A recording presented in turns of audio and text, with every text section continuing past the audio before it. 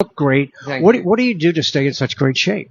Um, Not much. My mother is 101, so I think I've got really good genes, you know. I think I weighed myself the other day, and I've lost like 7 pounds, 8 pounds. Quit drinking. Maybe that would be the caloric intake, you know. That'll do it. But I feel good, you know. Well, you look great, and there are a lot of iconic rockers, and they've changed, and they're not wearing clothes that are appropriate to their weight now. Right, yeah. No, I actually found a suit. I'm just moved out of my apartment 3 days ago, and I found a suit that was made for me in the 70s, 80s, and I thought I'm going to try that on, and it still fit. So I think, I'm pretty hyper. I burn off a lot of calories and being out there for 90 minutes, you really find out what's what. I mean, we really are a energy driven band. Let me tell you how far we go back. I interviewed you when you were with the Babies, No. and I can prove it by saying that during sound check, some of you guys put on roller skates and did roller skating around the arena. Oh, I actually think I remember that. I remember the roller skates. I wouldn't do it, but I mean, they would. And then also we ran into each other here in New Orleans at the wedding of a mutual friend. Oh, Brett Michaels was there. yes. And Oh. man, you were so, I remember our conversation because you were so angry about the record business. Well, I think most people are that have been in it for as long as I have. But I mean, you learn as you go through life. I mean, if you sign a contract, you can't, blame somebody else. But when you're a kid, you don't expect half the stuff that happens, and it affects the rest of your life. But I became very independent after a certain period, and started making money. I mean, I think, it's not the reason for being in the business, but once you get a grip on what's happening, you make sure you actually get paid and that you own the rights to this and that. And the fact that you wouldn't get paid or own the rights to this and that is kind of criminal. And to have to learn that the hard way is kind of a rough deal. I like when you talk about the work. The art is more important than Yeah. being number one or the business.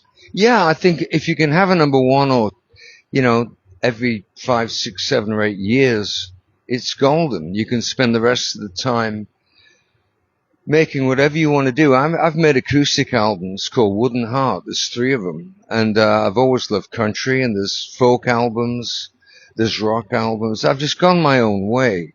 But it is art, and it is kind of like my religion. It's what I do. It's never let me down. It's the light of my life. It really is. In an interview, why did you get so emotional when you talked about the duet you did with Alison Krauss of Well, Missing You? we were very close, and it was it was a lot to think about, But it's a beautiful duet, and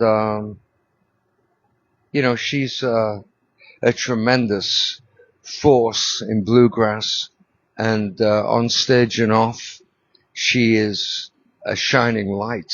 She's Alison, just great.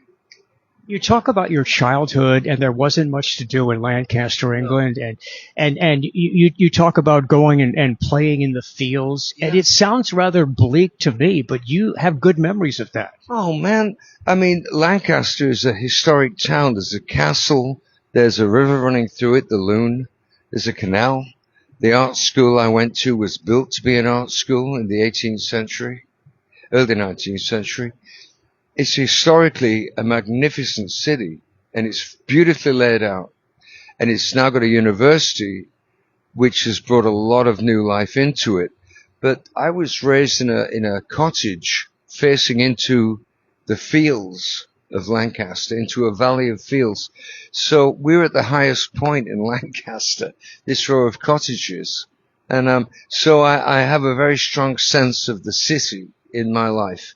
But also when I look this way, I see the countryside and the wildlife, foxes, hedgehogs, deer, the lot. I mean, it's such a beautiful experience growing up there. I was very lucky. 1984, I'm doing music radio. I am playing Missing You all the time. It's a song that I love. I don't know what it is about that song, but you don't get tired of hearing it. If it gets stuck in your head, you're okay with that. It was a major hit. When I listen to the lyrics, John, I can't help but think that maybe you subconsciously wrote that song about what your wife in London was thinking about you. Well, that's true. I was just about to get a divorce, and and that was my wife. That I met her when I was 17. There was a lot of things in play, and it probably is more than likely the whole thing about my ex-wife. But it it's never really changed, or maybe it does change. Every year it has a different spin. The older you get and the deeper you get into your life, it's more poignant, maybe. And it does have a poetic kind of slant to it, but it wasn't intentional. It was just made up on the spot. And when I read the lyrics, I go like, really, I should have written that down. But if I'd have written it down, I wouldn't have sung it. It came off the top of my head, right up to I Can Lie to Myself at the end. I had no idea I was going to sing that. And it made the whole song make sense. Once in a while, you write one of those, if you're very, very lucky in your life. And I Ain't Missing You at All seems to be a bit sarcastic. Well, it's denial. Most men are in denial about getting their pride hurt or failing. You have to. You have to get off the canvas and start walking forward, or you just stop. When you think about your life with the babies, solo career, bad English, are you lucky to be alive? I would say so. Yeah. I mean, I came from the 50s, the late 50s, and I experienced all of the 70s. Starting in London, being in a band playing the Marquee Club, wandering around Soho, living on a diet of milk and rice. I was going to do it if you kill me.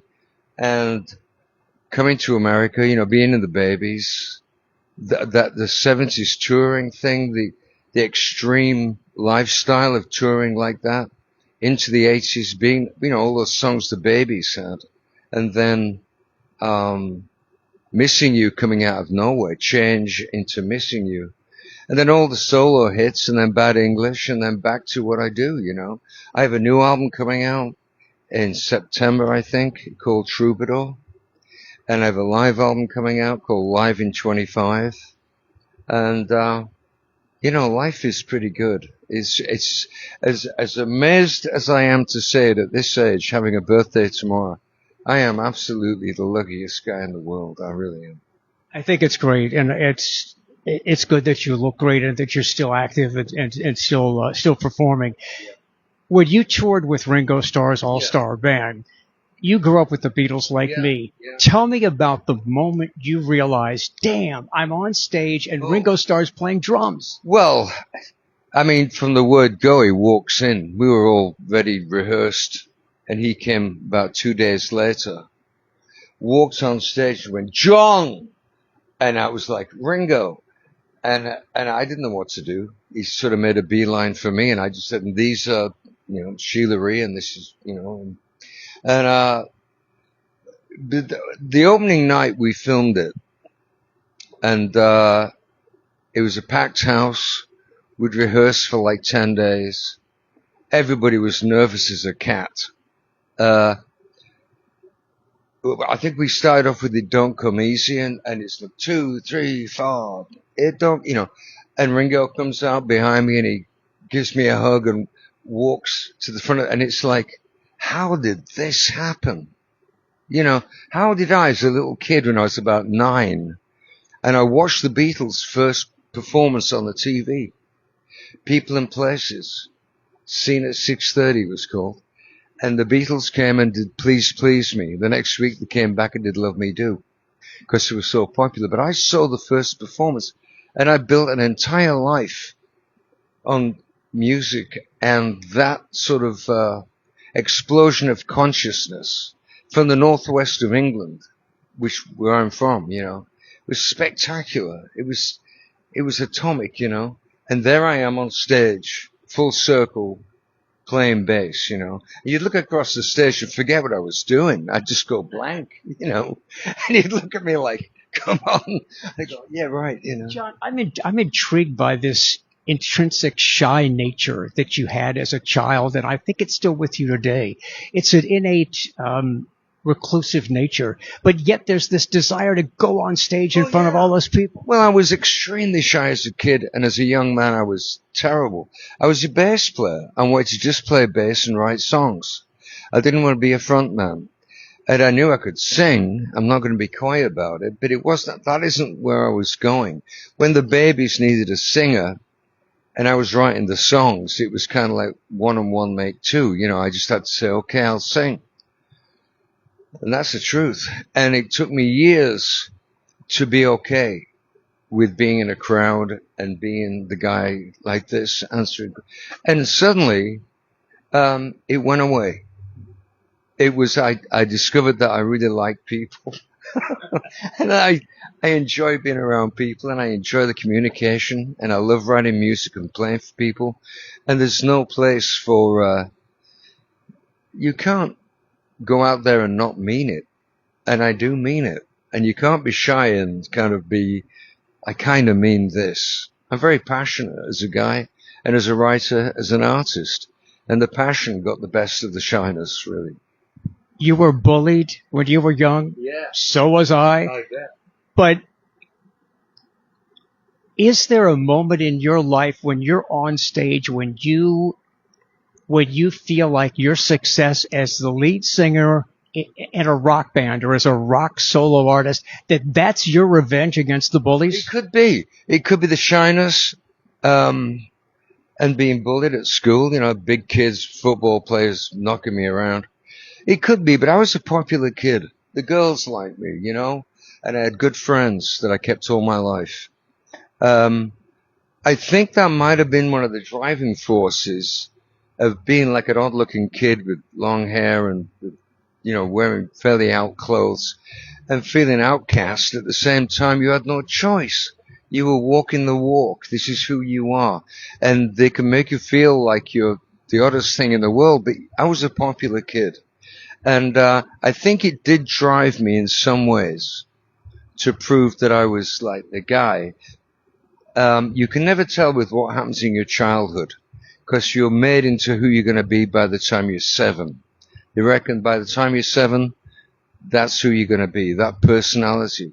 But a lot of things happened to me after 7, and I had a great childhood, but there was that feeling of being like an outcast, a bohemian kind of rock and roll. I mean, it was anybody that followed rock and roll was an outcast.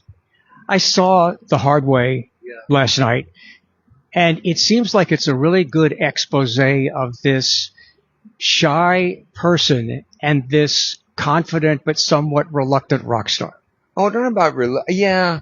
I mean, it's great being number 1. I was number 1 when I was like 33 or 32 in New York City.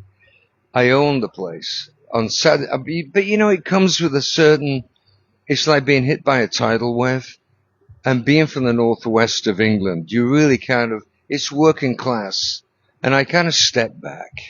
I loved it. It was great. I loved everybody. Took everyone out for dinner. It was beautiful, and it just happened and kept happening. But I think the rebelliousness in me thought that was selling out in some. I mean, I got kicked off Saturday Night Live because I wouldn't play Missing You. I played this song Saturday night, and they said, "You got to play Missing You." I said, "No, don't." And so they booted me off the show. But you know, the audience wants that, but there are times you don't want to play it. Well, no, it's a beautiful. I never get sick of it. I was gonna play it, but I was gonna play a song called "Restless Heart" after the first 24 bars. I had backup singers there. We were just going to go into this other song that was the new single, and they found out and stopped me doing it. They said, "You're not doing a second song. You have to do one, and it's going to be Missing You." And I said, "You're wrong." And but that was typical of me. I was still kicking, you know, I still thought the establishment was full of it, you know, and I wasn't playing along. What is something about yourself, John Waite, that people generally don't know that you'd like them to know about who you are? I think they see me clearly. I think the charm of my life might have been that I can't hide behind anything. And that when you see me, that's what you get. And I think I've not been able to manufacture a personality and be anything other than myself. And I think from the babies right through to the solo stuff, Bad English, and the solo stuff again, what you see is what you get. Yeah. Well, thank you for spending a few I minutes with really me. enjoyed it. Well, let's go roller skating sometime. I mean, yeah. No, hell, I'm not going to put those things on. No. But I have followed you, and while I did meet you briefly when you were with the babies, and then at that wedding, at that wedding, Bret Michaels wanted to go out and get hooked up. I brought him to. I knew a friend at one of the gentlemen's clubs. I brought Bret Michaels to a club to help him Get laid. Yeah. Wow. And I'm thinking, if I'm Bret Michaels' pimp, what chance do I have? I can't answer that question, but I remember it was Scott. He actually he directed and filmed the Hard Way, the video, and he has a place here in New Orleans.